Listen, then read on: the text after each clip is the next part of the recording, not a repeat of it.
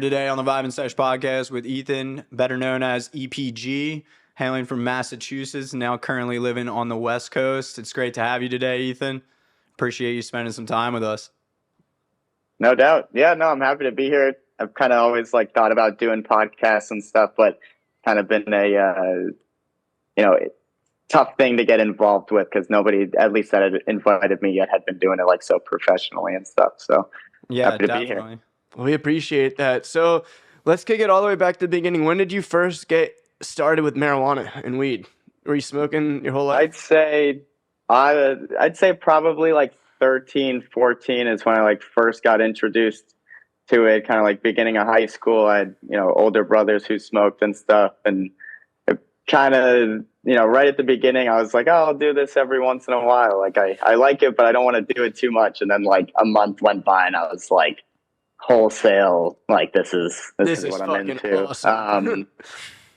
And then we didn't really get into glass until we started going to the Hemp Fest in Boston, Boston Common. We started seeing crazy pipes and giant bongs and people doing making little trinkets at the festival and stuff. And I had some friends who spent a couple $100 on a pipe, and I was just blown away that anybody would ever spend that much money or be so invested into something. And then kind of a couple of years went by and everybody started collecting more. I started collecting more, and that kind of happened all throughout high school, but had no inclination of ever making anything. I was not artistic or crafty whatsoever. Did you know who that artist was on the first pipe your buddy got? Yeah. So it was Fishbowl. Steve Cambria is I think it was a team. And then Steve Cambria was the individual who actually made the pipe. It was just it was a really early on recycler, probably 2014, I guess. Sick. Kind of it was almost like a Earl Jr., but much, much larger scale. So we would be smoking flower out of it sometimes before a lot of that, any BHO or anything got remotely good. So you said you started collecting a little bit. Were you collecting artists, or were you just collecting what you liked, or who were your earliest pieces? I'd say it started kind of from a ignorance point where I didn't know what was an import or what was American made. So I bought this just a tube that just said USA glass because I was oh, I want something made here. Yes. To find out that it probably was made who knows where. And then kind of once we started getting more in, once Shatter started coming around, at least to in my circle, is when kind of we started, getting more into rigs and stuff. And it was definitely kind of just random artists, whatever looked cool. And the best place to buy things, since we were underage, was at the at the Boston hemp festival thing, because sweet, you could just go there everyone and get a pipe sort of thing. Yeah. And then what pushed it to the next level was one of my friends bought a clear straight fab, and nobody could even fathom that he had. And we were looking at all the stuff online because I feel that's when the Instagram scene was really, at least in my world, really popping off, and you could see people showing off all their headies and whatnot. So yeah. So what was your first, did you collect anything heady after that? Did you, you saw the straight fab, did you hop into something, or was it more well, this guy's got bread, this is sick? Yeah, I'd say it was more I just didn't have enough bread to buy things that would be higher ticket heady, but I was buying things I'd say I probably had 2 or 3 pipes from Steve Cambria. Sweet. And it was kind of, more basic wigwag, more affordable stuff. Cool. And kind of just dabbling in, getting comfortable with oh, I can actually invest into something that's going to bring me a lot of joy. And also I still have, this little box of all these, $20 pendants and little things that I bought at that time that were so special at that time, even though they were $20. Yeah, I remember those days for sure. And then, so as you approach like college years, you started getting more familiar with like the torch and becoming an artist yourself. What was that like transition like for you? So like I was saying earlier, like I wasn't artistic or crafty like at all when I was growing up. I was always like more into sports. And then my senior year in high school, the hockey season ended, and I was, kind of like, oh, what am I doing with my free time? I just had like all day to, basically just like sit around and smoke weed, and Love it. like we were just Perfect. We doing love that those and, days. looking at all the cool pipes. And eventually I was like, oh, I wonder if I could try to, mess around with this. And I just went to like a sit down open studio at this place in Boston. And it was this like old, probably 70-year-old hippie chick who just was, Perfect. just like the perfect, yeah, right. That's the who you best want to way learn to from. start. Yeah, that's who you want to start with. That sounds great. True to the culture for sure. Exactly. Yeah, it was an interesting place though, because you weren't allowed to make allowed to make any pipes. The guy who owned it was like very anti weed or anything. Sure. So we would be like, you'd be kind of like on the lookout, and you'd want to like make a little spoon or like a one hitter or something, and someone would be like looking around and be like, oh, he's coming, and you'd like hide Close it the hole. under your pile of shit before he would catch you. And I was there one day, and one of the kids came in who had been recently kicked out because he got caught like making a bowl or whatever. And then he told me that there was this other studio called Fiamma where they had Friday night pipe nights. So Oof. I, kind of Nice. transitioned into going to this studio to, because I knew I obviously wanted to like get more into pipes, but looking back on it, learning how glass worked as opposed to learning how to make a pipe itself, I think was kind of a blessing in disguise. Like at the beginning, I was like, I want to make a pipe so bad, but I can't.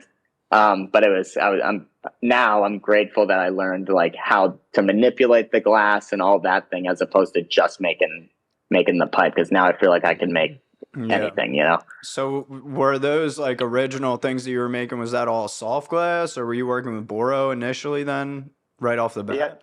Yeah. So it was all Boro right off the bat. Nice. They just had like these giant bins of scrap jars because it was so expensive. It was like $20 an hour just to rent, like just for the torch and the gases, because I didn't have any tools or any of that stuff. And so it was mainly a soft glass studio. Like it was all, big furnace work and stuff. Mhm. And so because it was so expensive, I used to just like sweep and like clean up the hot shop in exchange for like hours on the torch. And then Awesome. eventually he had these like ginormous vessels that all needed to be like lapped down after they would knock the punty off in the hot shop. So he had these probably 24-inch lap wheels, and I would just sit there just grinding down these giant soft glass pieces for hours and hours so I could work for free, because it was unsustainable to be paying that much to make things at that time. I think that's a really cool point, because two things that you've said so far. One, you were kind of an athlete growing up. You didn't even see the artistic side of the world, and now you're making the craziest pipes, and before, you kind of walked into it blind, so it kind of sounds like for someone that's just starting out, you can do it. It sounds like it doesn't really matter that you have an artistic background or you're a hockey player. Anyone can kind of walk into a glass studio and get a start. So where did you start to find that your skills were progressing a little bit? Was it Friday Night Pipes, or where did you? I'd say it was it didn't really start to progress a lot until I was working really consistently. Like I've kind of thought back to it and was, I was only doing it on those Friday nights sort of thing. So it was once a week. Sure. And it wasn't frequent enough to really be like gaining those skills and like learning from what you messed up last week. There was too much time in between. So kind of fast forward through that summer of my senior year in high school, I ended up committing to go to Colorado State. Kind of was just planning on doing glass as a hobby. It was fun to make things and smoke out of them with my friends and all that sort of stuff. And Sure. I was giving a lot of free stuff away too, like buddies, and that was like the reward. And then kind of once I started school, like I was in Colorado, and that was like a different beast. Like these, Whole new there were game. huge studios. Everybody was like already established in the scene and stuff, and they had been for 10 plus years. Mhm. And then that's when like I basically just stopped going to class and was just at the studio What like year is this? 24/7. And Freshman year, sophomore year? yeah, this was freshman year. It was about a month into school until I got like set up in a new studio, and then I was like just all in. And the school definitely suffered or came second, especially at the beginning, because I just was like so obsessed. And then that's when the skills started to like get exponentially better. Like it was just day in and day out making things, and I had a bunch of good mentors. Some of the guys at Colorado Color Company was like the first like big studio I worked at. And they were all pipe makers, but their main jam was making like tubing and stuff to like sell to other pipe makers. But just having guys around me who were really, advanced was really helpful. Yeah, that's cool. So was your goal, like at that point, like you wanted to get to the level where you could be selling these, making them full time, or was it still kind of just like a hobby, exploratory itch for you? Something to take up I'd the say void that in hockey. right. I'd say that was kind of like the beginning of the like transitional period, because I was like I was mainly doing like the reticello pendants and stuff, Mhm. because I was more interested in doing like pattern work, and then like learning to incorporate it into a piece, because I didn't want to spend all day on like a reticello and then mess it up by putting it into a piece. So Mhm. I figured out the pattern work stuff to an extent first, and then I just did clear pipes for probably another year. And then probably my sophomore year is when things like I started putting like the two different skills together. And that's Nice. when I was finally like, oh, I can sell this piece for, $500 or $300 or whatever. And then that's when I was like, oh, maybe this isn't just a hobby. And that's when I started, being at the studio all night, and I Were you feel like I still had doing something to school? like prove, because I hated school so much. But that was the message, you got to go to college, you got to get a degree to, Yeah. make a living and blah, blah, blah. So it was kind of like, I wanted to prove that I could like do it through, my own means, as opposed to some BS degree that I was in. And you did finish. You pushed through, right? You just recently like got your degree. Yeah, right? yeah. Yeah, I good for had you. changed my major like 3 times. Like I Perfect. was first doing psychology, and then I went in, and then once the glass stuff really started to take over, I went into design, because I wanted to be able to do like websites and Mhm. like marketing and stuff to sell the glass. But it was just too much of a commitment to be doing like such an intense major and then do glass on the side. So then my junior year, I finally switched to art as the major. Mhm. And then luckily I had some really rad teachers that let me like incorporate glass into the curriculum. So I got to like dip out of school and go make some stuff, and then like come back to class That's sort of thing. So awesome. Yeah, making school work for you. That's what's up. Yeah, that's a good. yeah, that's So pretty rad. when you were early on, were you making recyclers, or what was your early rig design? So I'd say the first rig design that I got like super inspired by was just like a grommet tube, like the AK like tube style was always like the holy grail of like Yeah. just kind of simplicity, but so much like stuff packed inside of it that it was like I always saw like the pipe as just like a vessel to display like your skills and your patterns or whatever it may be. It's great. But because I was doing like reticellos, like that was my main focus at the time. I was pretty into like I think it's pronounced like Devol, like Devol, like his tubes. It was basically a grommet tube with readies on it. Like I remember watching like the perp skirt video on YouTube of like how he would draw these like giant readies and, you know, incorporate them into pieces. So that was like the first jam that I got like really obsessed with. And then I had a buddy who had a Quave, just like a very basic clear Klein. And that was like, at least for in my, like at my time, that was kind of like what kind of pushed it to the next level of like form and function and like making these more intricate designs. Once I had, you know, a potential skill level to start making things like that. And, you know, of course it was rocky at the beginning, and then, you know, after practicing and practicing. So it was definitely a lot of like inspiration and imitation until just like trying to find like a design that like really, you know, people were really into. And that was probably in 2019 when I did, when I like came across kind of like doing the ACR design. And then that's when people really were like, oh, you know, kind of walking towards that design. The feedback was like incredible. So that's when kind of the recycler, like really became prominent of the main thing that I'm making. Yeah. There you go. There's an ACR number 62. And now you are like really coming out with a bunch of different iterations of that design, which is super cool to see. You're like working in a bunch of different ways.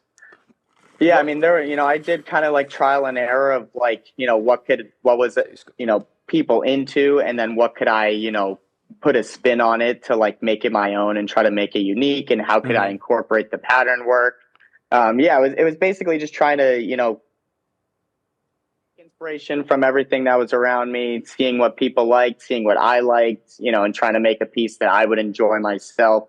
And then once I kind of found that niche for me, I just was like doubled down and just kind of went hard on it and kind of just rode it. Was your quest looking for art or function when you really wanted to find your design?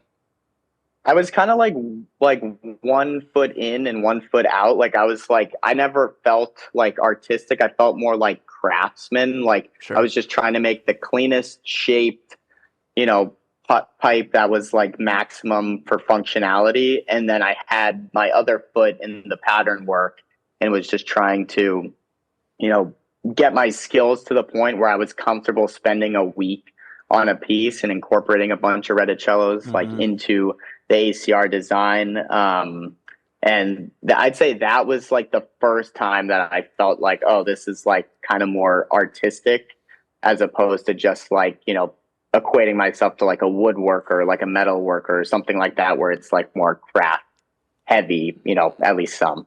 No, that makes sense. And I think that over the years too, with the ACR design in particular, the prices reflected your craftsmanship. You know, in the beginning, what would an ACR go for? You know, what was the first ones going for? Yeah, what was ACR number one priced at? So the first one was just like an all clear. It was like a prototype because I just, you know, slapped it together over the course of like a couple of days. You know, like I remember finishing it and like hitting it and being like, oh, wow, this is actually like pretty dope. This is number one, baby. And that I didn't know what to price it at. I had no, you know, idea what, you know, my time was really worth at that time, or what the market would like ascribe to it. And so I think it auctioned for like $300 or something. And I just remember being like so happy because it was, you know, clear as the most affordable material. And just being able to like do an auction. It was probably one of my first auctions. And just to have people kind of like come in and throw money at it, really like lit a fire under it. And then I probably did another a couple clears with like some different mouthpieces and like different iterations on the drain and different perks and all those things until I really found like the twist that I thought was like unique to me. And then that's when I really started to dial that specific design, which is the ACR today. And then those probably started around like probably 750 to 1,000. Okay. And then COVID happened, and I was, you know, I was getting all these messages of like, oh, I just got $1,200 like stimulus check or whatever. And, you know, I'd been toying with the idea of like raising the price for a little while because the design was getting so much tighter, cleaner, it was functioning better. I started to incorporate colors in just on like the lips or something, you know, on the mouthpiece or whatever. And then so it went from 700 to people said, "Oh, what can I get for $1,200?" I was like, "How about one of these with some colored lips to add like a little bit of flair to it, you know?" And then that kind of was like the seed money that I needed to really start investing into, you know, full colors. Like Molten Aura was really like hot at that moment. Like it was just coming out, like Moonstone, Meta, Royal Jelly, all that stuff. But I never spent, you know, $160 to $200 on a pound of color. And so that was kind of like the clears were the funding that I needed to take that risk and using all that expensive color. Yeah, that's sick. And I think, you know, we've heard a couple like common themes that you've talked towards with a lot of artists. And like one of the things that you'd mentioned is like kind of looking at other people online and, you know, iterating your designs based on that. You know, what would you say the balance was between, you know, lessons that you took or direct like, you know, teachings from other artists in person and then like with you kind of self-teaching or practicing things on your own? Like, where's that balance fall? I totally glazed right over that. I meant to mention it earlier, so I'm glad you asked. But I was like at the beginning, I was apprehensive to take classes because I didn't want it to like guide like what I didn't want it to like sway me away from what I wanted to make, you know. And so I took one class with Hugh, who was Snodgrass's first apprentice, and it was just like legend. Like, yeah, like I was like starstruck, you know, I had seen him like in Degenerate Art, you know, and just like, and it was this kind of like, you know, starstruck moment. And then to just come to find out that he was like the chillest, like most down to earth guy and was just like giving us skills to then show, like allow us to go make whatever we wanted as opposed to like giving you direction, because I think I was somewhat biased from school where they're like do, you know, A, B, and C, as opposed to like during this class Hugh was like, here's, you know, a technique, now go make whatever you want. And so that was like a huge like door opener for why I wanted to start doing classes. So that was at Corning. It was like a 2-week long intensive class, and it was nice to be around a bunch of other like really inspired people, as opposed to like sometimes in studios it can be kind of people who are like you know, just treating it more as a job. They just clock in and clock out. But getting in these classes was, you know, surrounding yourself with people who are just like all in. So I did, that was my first class, and then I joined a new studio with Jason Hedman, and he had been blowing glass since like the 90s as well. So like just surrounding myself with people who were just, you know, they'd been around forever and just kind of built this scene was like not only inspiring, but like they had all the little tidbits that you would like put together to then be able to run with. And so I would say he was like my mentor. He wasn't like a formal teacher per se. We just worked together and, you know, became friends over the years, and he would just show me all these things and help me out whenever he could. That's awesome. And then as far as other classes that I took a 2-week class at Pilchuck. It was, I had originally not gotten into it. It was like a selective class. Because it was with Disc, Akio, Takao, Serto were the 4 teachers. That's and then sick. Like secret special guests, which then I come to find out were like Two Stroke, Contrabasso, Dosa, Cody Olsen. So it was like the craziest lineup. Yeah, that's a great lineup. My skills were not anywhere near like ready for when I took when I applied to the class, like, you know, the year in advance or whatever. And, you know, just kind of luck of the draw, somebody dropped out last minute. and they had reached out if I wanted to fill the spot. And That's Wow. yeah, I got on the plane like the next, week or whatever it was. And So how out did to, they like even make that designation? Did you like submit like a portfolio of work and like your time on the yes, torch and things, and it's like a big like matrix of them deciding who to let in and who to postpone? exactly. And they don't do many pipe courses there, Mm-hmm. especially not at the time. It was, somewhat like taboo, I guess you could say. Yeah. But obviously with, all these, world renowned pipe artists, I think they made an exception. And so when I submitted all my work, I didn't submit any functional stuff. I only kept it as, just pendants or little goblets or whatever. Mm-hmm. And, they obviously reviewed it and didn't think I was worthy. So I didn't expect to go to the class at all.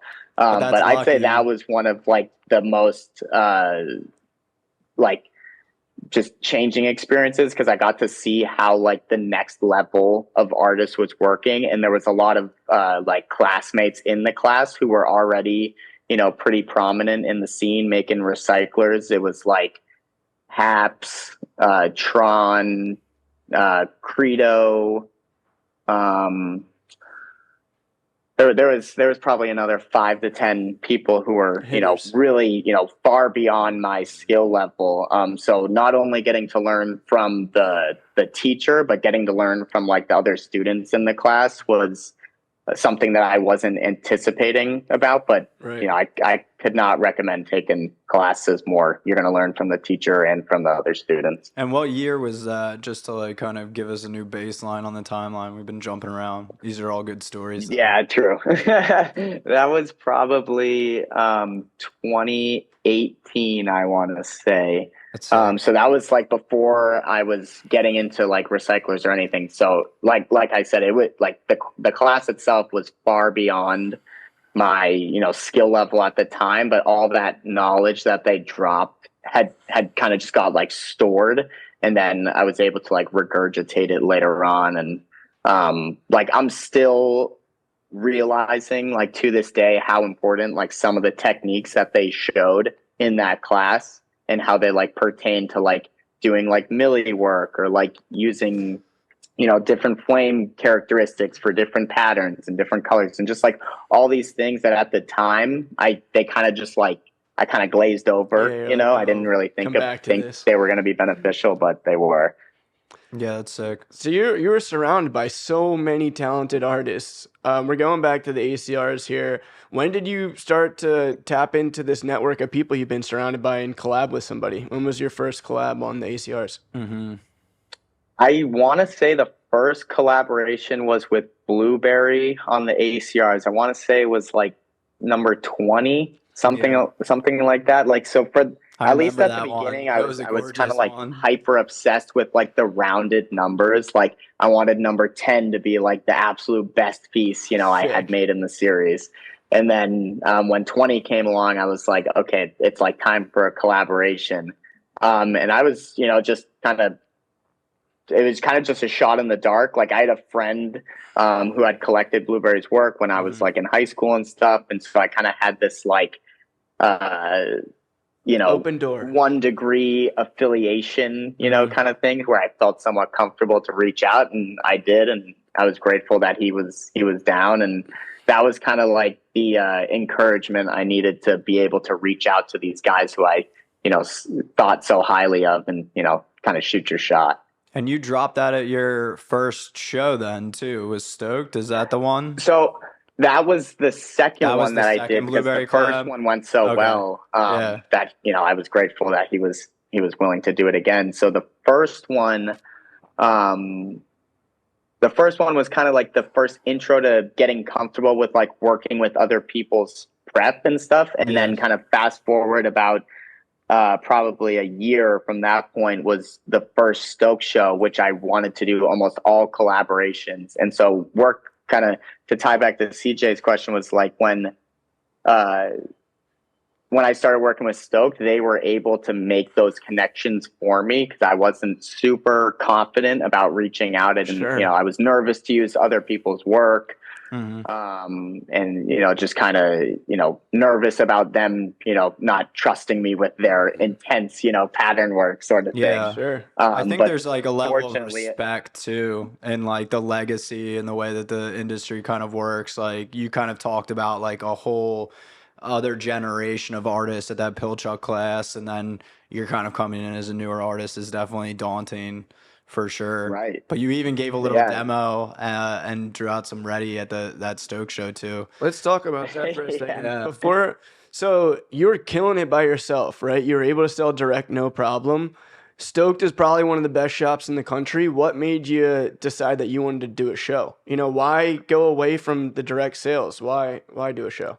And I think you already brought up a great point on that too, of how the shops kind of help and mediate some of these collabs and stuff as well. But yeah, go ahead. I'm curious to hear. It was kind of like I didn't really have any desire to do it because I things had just been kind of like unfolding, kind of organically. Right. And then they just reached out, and I had reached out to them probably in like the first 6 months that I was blowing glass, and I was making these like junky little dabbers. They're amazing. And it was like, oh, you guys want some of my stuff? And they were like, oh, we're like, okay for right now. And then like fast forward, 5 years later, they had reached out and were like, oh, wow, like we should get together now. And I was super humbled that they wanted to, work with me at this point. And then I knew they had a good relationship with, Disc and Akio, and like they were just doing a Team Japan show at that time. And then so since I had taken the class with them a few years prior, Stoked had a great had and has a great relationship with them. We kind of, collaborated on that of, okay, let's see if any of them would be interested. And then that's kind of how the first Stoke show lineup started to get, brought up. And that show killed it. So who was all the collabing artists from that show? Obviously Disc, Akio. Yeah. Who else? Yeah. So it was Disc, Akio, Blueberry for our second collaboration. And then it was with a few of the like in-house artists at Stoked, which was kind of like, it was something that I wasn't like anticipating doing, but we were trying to build this like larger body of work because originally I just wanted to have a few pieces. I didn't want it to be like too much of a commitment. But then kind of as time went on, I was thinking and talking to them about like filling up the space, like putting on a show that just has like 3 or whatever pieces just felt, kind of empty. It felt like a drop, not like a show. So it just seemed like putting on an event for that kind of seemed pointless. And so we're like, all right, let's ramp this up. And then so I reached out to some of the local artists in Fort Collins because I was living in Colorado at the time. So we got Big Z down. And then I want to say I had a couple solos as well. And so all in all, I think it was maybe 11 total functionals, and then like some small stuff, maybe 12 functionals. So dude, you we filled like really the ramped it whole up from counter 3 to in Stokes. Stokes a big shop too, and you walk in there and they just have cases on cases of glass. So it's like definitely overwhelming. Like you got to kind of make your presence known in that shop. But I was blown away when I walked into that. You went, right? I'm pretty sure I went up there. That was the first time that we actually met in person, and it's like, that's kind of one of the other really cool things that I like about shows. It's like you'll talk to people online, and it's always rad and stuff, but you don't get that like real interaction, And so hosting a show or even going to somebody else's show and finally like getting to put, faces to names. Like I feel like our industry is like, so much of it is like revolved around like your Instagram name, but actually getting to know somebody and, become friends with people. I feel like that's kind of like it's like a non-monetary benefit from doing these shows. And I would say it's one of the coolest things about doing them. Yeah, I feel like I know so many people on Instagram, and then finally just like coming through to meet these people. And it's like, you're actually a good dude in real life too. Like that's awesome, And totally. It's definitely important. Yeah, just getting.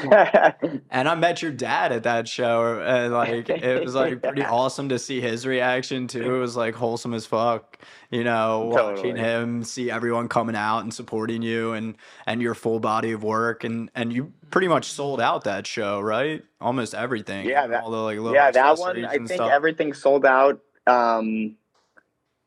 I think everything sold out. Maybe there was a bubble cap or like a pendant or something Yeah. left over, but like the functionals just like, flew. I And got I picked was like like 10th super or grateful something. because I of all didn't the even have a collaborators. shot. Dude, EPG was one of the hottest guys during COVID. I remember I saw you early, man. I want to say it was 2020, especially now knowing that you really started the ACRs in 2019.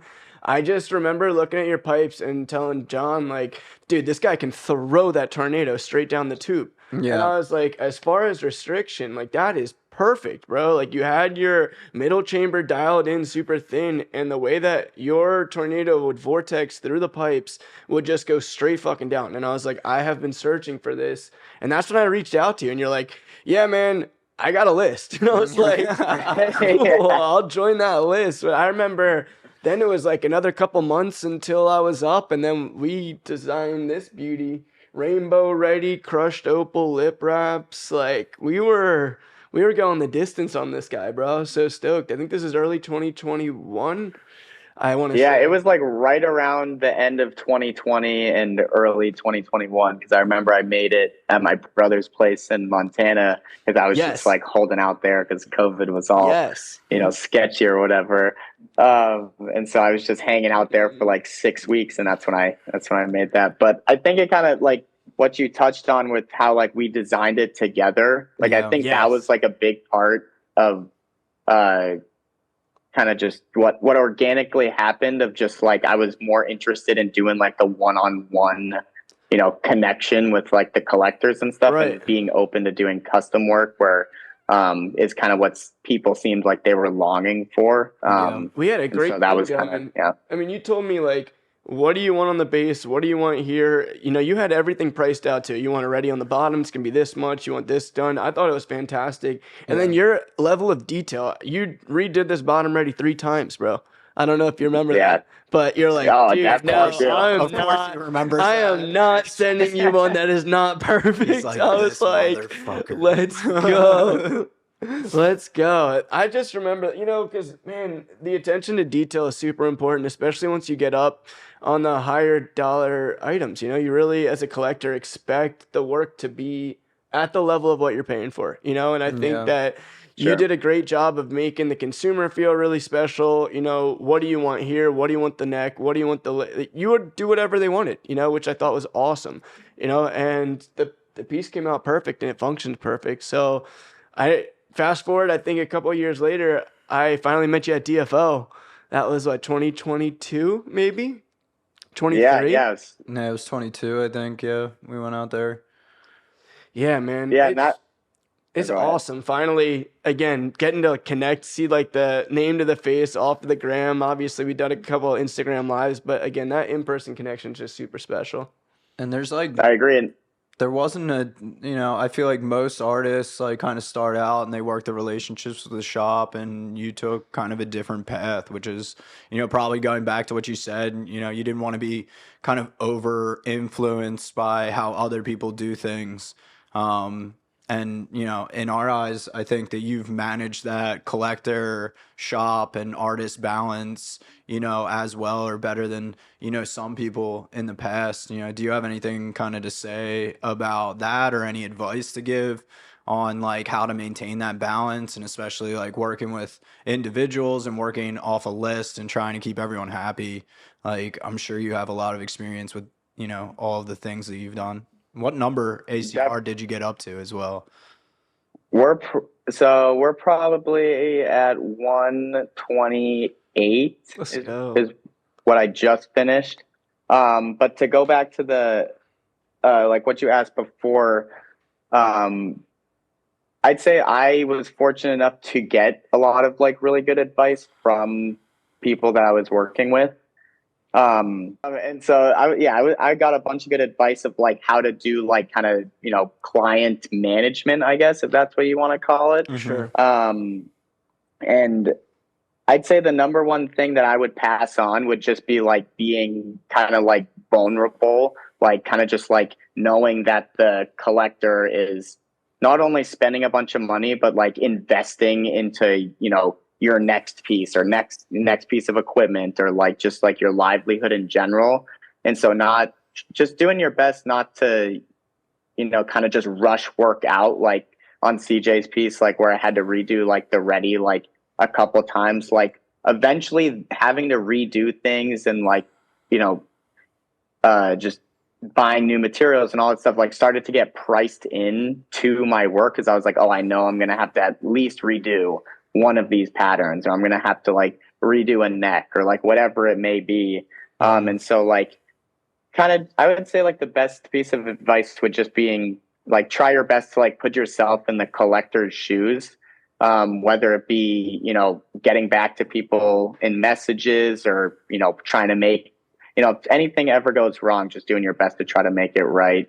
Because originally when I was just starting to collect work, like I would reach out to artists trying to buy something from them, and I would hear back 3 weeks later, and then I had already like bought something else, or like they had already sold it or whatever. But kind of just giving people that like access to you, I think is really important. And it's a lot of work keeping up with all the messages and stuff, but I think it pays off not only for getting more orders and stuff, but just, doing things like this, like having friends and being able to, be involved in the industry. You're touching on something I think that we really wanted to hammer on. I think that you're one of the best in the industry at social media and marketing and being attentive to your followers and engaging.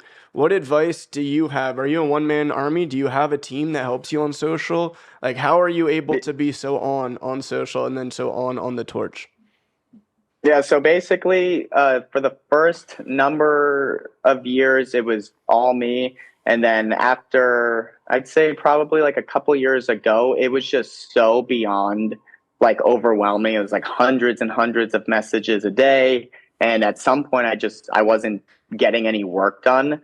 And so I had another friend who was working at home, and we would just be on the phone all day, just chatting, like he's working, I'm working. Sure. And at some point I was like, hey, do you want to help me with some of these messages? And then like, I still wanted it to be me, speaking and stuff. So we would just be on the phone, and I would just, he would say, oh, Baghead or Weedwook, he said, X, Y, and Z. And I'd be like, oh, tell them, whatever. Hey, what's up? Or tell them, if they're asking about like an inquiry or whatever, anybody. And I would say, I would just tell them the message to speak out. So it was kind of like I was able to still have the connection with everybody while at the same time I'm working. And it was just somebody else's thumb, typing out the message. Because I was worried about, like, I know people have like assistants, or their, their girl or husband or like whatever is handling those sorts of things. But I felt like at the time, like I didn't want someone else's voice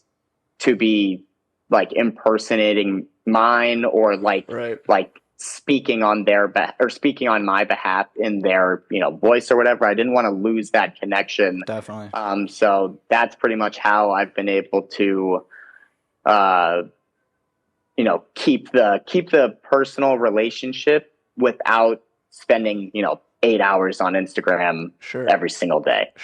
Yeah. No, that makes sense. Huge. Yeah. Now, you've expanded your designs, so I feel like we've exhausted the ACR a little bit. Tell us, what was your reasoning for kind of stepping away from the ACR, and where's your head going now? Where you want to go with all these new designs? Yeah. Totally. So I feel like every artist and design in general kind of like gets to the point where it almost feels like you're just doing the same thing over and over again. And I just got, kind of burnt out, and like the demand for them just wasn't dying down, which of course I was, super grateful for. Yeah. But at the same time, I felt like I was losing my ability to progress, because people just wanted what I'd already done. But different colors, sort of stuff. And then so I kind of shifted gears initially into doing some different designs. And I'd say like it never felt like the same like overwhelming support on the other designs like especially right at the beginning, because everybody still wanted the ACR design. Right. And then finally, kind of after I started to really kind of like ball them out with all like the new techniques and the facets and all that stuff, that's when people started to, I think, like, you know, pay more attention to the new designs and started to request those and those sorts of things. So it was kind of a tough pill to swallow at the beginning, Sure. but kind of seeing it through, I think was the right, because it was tempting to say screw the new designs. Definitely. Yeah. And I think it's like scary on the collector side, or from a collector's perspective too. Like, you know, you're looking at this artist and you see all the work, and then they start switching up the designs, and it's kind of like a little bit of a leap of faith on their end. But like, shout out to all those like earlier collectors. I know like the heady orders have a few of your newer designs and prototypes. So, you know, it's so important to have that balance, like you were mentioning before, of people that are willing, you know, to take a chance on your newer designs. And then it's important for the artist to like continue working on that path and reinvest back into that, and, you know, continue to elevate it. Well, it also helps when you stop doing the ACR design publicly, when you said that your secondary market for the ACR is just shot up, you know, and it's like a supply and demand thing. Yeah. And I thought that was pretty interesting, especially as an ACR owner. I was like, okay, he just pumped the value of the secondary market, which is super hard, as over the past couple of years, we've been seeing the secondary market over the past year or so is in a tough, you know, area. But you see guys like Turp Twister, if he gets an ACR, that thing's sold. Absolutely, you know, it's like, Sure. So I think that also, I don't know if you're intentionally trying to help your secondary market, but when you switch your designs like that, or an artist says, you know, Renz, for example, said he's slowing down on the yo-yos, like that helps the secondary market of those pieces, especially when they're super sought after. It's almost like a little counterintuitive too. And you had mentioned like Eric Krunk being kind of an early inspiration of how much work he packs into his tubes. And we've spent a decent amount of time with Eric, and that was one of the first, you know, pieces of advice that he told us from an artist perspective is like, you know, work on different things, or, you know, take some time off of like the grind on a specific avenue that you're working on. And that'll create more longevity and help everyone overall.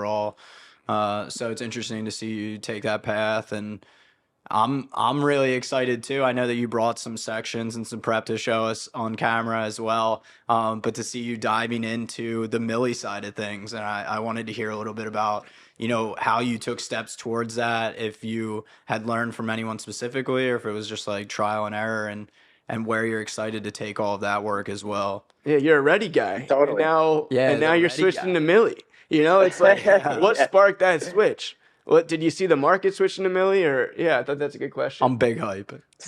Yeah, so I'd say the main thing was like the readies kind of was also like they were getting like mundane. Like it was like there's only so many different color combinations and different like ways to, you know, incorporate them into the piece. And I just was feeling stagnant, and I was, you know, just kind of, I was feeling like I was losing like artistic, you know, freedom or innovation or anything like that. And then I just kind of saw like a lot of people starting to try it, or starting to try to do milli work. And, you know, I saw all the really, really good guys like Basso, J Fell, and just like people who are really, really, you know, excelling, which was just kind of like a, you know, it was something to reach for. But then seeing people who were just really starting to do milli and still able to get like a cool pattern that I thought was interesting was like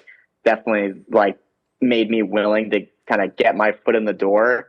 And I didn't really have anybody who was like teaching how to do the million stuff. But when I thought back to the Team Japan class, it was like the light bulb started going off of like, oh, that's what they were doing. They were grinding down, you know, the sections to make the patterns tighter and, you know, more clean. And then they'll sleeve it in clear, as opposed to having the color like raw on the surface where it can get all like bubbly and things like that. So kind of looking back to what I learned many years ago was what allowed, you know, me to kind of bring to life what I was envisioning, but wasn't really sure to, because I didn't have anybody who was showing me how to do milli work, because I didn't really start the milli stuff until Yeah, recent, I feel like. Until I had moved out to Oregon, where I'm at now, and I just work alone. And so it was definitely a kind of a behind the scenes. There was a lot of experimenting going on, and then finally, once I started to get a good feel for it,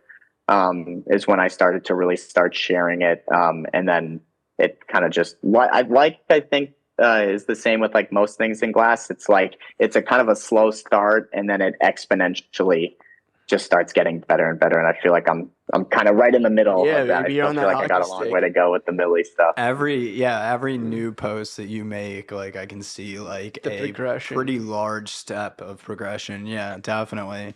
Some of the more recent ones are awesome. Like so sick. Thank you. Now you said you're making the pipes now end to end by yourself. I know back up a couple years, you were getting some help along the way. I know I don't know which number ACR you started at, but you started faceting. I know you were working in a couple of helpers. You can touch on that. You know, who's helped you along the way, and you know, how'd you leverage them when they were helping you? Sure. So it started out by Jason, who owned the studio, had got, you know, this random Graves faceting machine, which is, you know, they don't even make them anymore. The company was gone and everything. And he was just messing around with it, and he was just cutting up little like opal coins and stuff for like encased opals.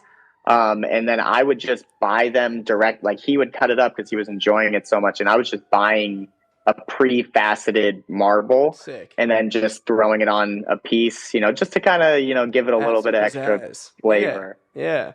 And then when I started doing that, people started asking for it. And then that's when I was like, okay, I need to start like cutting things up myself. Mm-hmm. And then as that progressed, people wanted more things faceted, the top funnel, the mouthpiece, more and more stuff, and kind of similar. Yeah, like that thing, it's like basically everywhere except the base, and like faceting just takes so many hours that it was taking away from time on the torch. And it was similar to kind of like with the messaging, like I needed help to like keep up with, you know, my commitments and sort of thing. And so I had my girlfriend start learning how to do it. And she did it for about 2 years. Nice. And then she got too busy with her schoolwork and all that stuff. And so for the past about 2 years, I've gone back to doing it myself. And at a point, I didn't really enjoy doing it because I was longing to be back on the torch. Mm-hmm. And now kind of fast forwarding, I've learned to actually like really start to enjoy it. Well, you're also taking that like a level deeper too. Have you gotten like some new equipment in that area? I know that you've been looking at like kind of the back and forth and the neck cuts that are kind of similar to like a WJC style. It's like really sick too.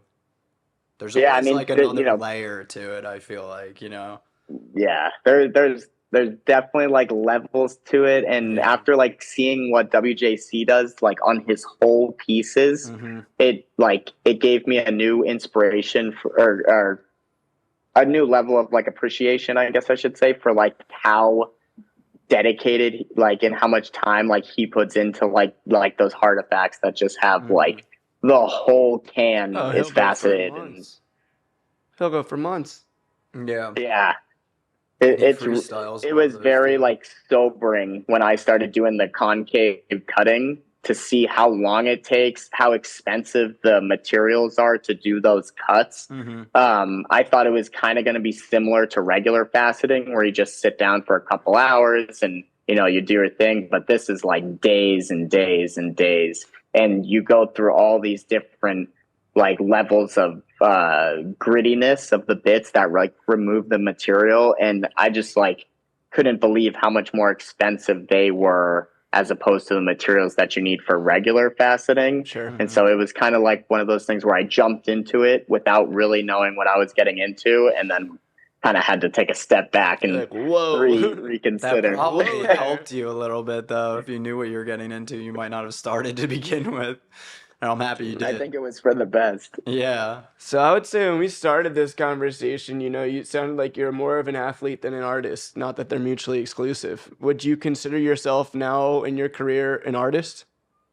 I think I finally crossed like the bridge from craftsman to artist, kind of probably when I started doing like incorporating the readies and the facets and all in like kind of like similar to your piece, like where everything started to like culminate together is where I think it really started to tip towards the artist. And now that I've dove into the milli and there's so much more ways of like expression through that, Right. I think that has finally now like if someone asks me like, oh, what do you do for a living? I'm like, oh, I'm a glass artist or something, as opposed to like, you know, oh, I'm a craftsman or whatever. No, that's awesome. That gives me the chills. That's cool, man.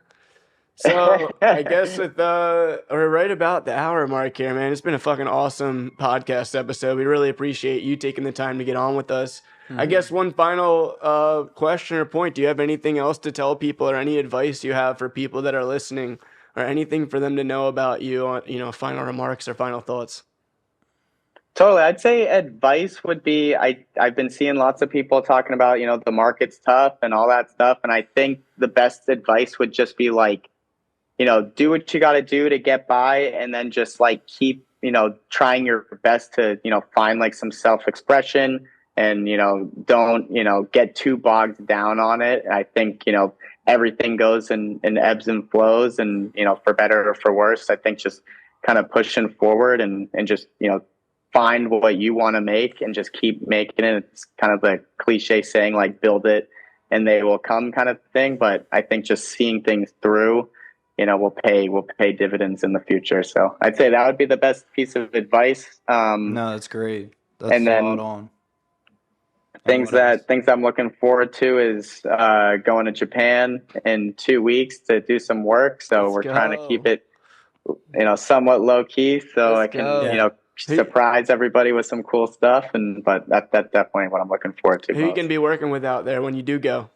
Keep it low key. So, well, he might already be out there by the time this is airing. No, we want to know. Yeah, we want the juice. I'm only gonna be there for like 10 days. So unfortunately, I can only work with one person. So I was fortunate enough that me and Yoshi are gonna get together and make something cool. Is this number one? And then luckily he told some of the other guys that I'll be there. So we'll at least get to meet and, you know, exchange some prep, and that's, you know, hopefully exciting, I'll take some stuff man. home. That's a super huge exciting, step, man. How far you've come, honestly, from being like, you know, standoffish about working with other people's prep to working with one of the absolute masters. And for him too, like I know Yoshi doesn't just hand his prep off to anyone. He is one of the more critical artists about who he lets handle his stuff. So that is awesome, and you're probably gonna learn a lot. Thank you. It's been 4 years. I'm honored since the ACR was launched. Like that's even more mind blowing to me, man. Like you are so young, you're so dedicated and so focused on this. Like the sky's the limit for you, man. Like Yeah, we we're cannot proud of wait you, to man. see. Well, I appreciate you guys been riding with me the whole time. Sure so have, bro. Sure have. goes both ways. Thank you, bro. Thank you.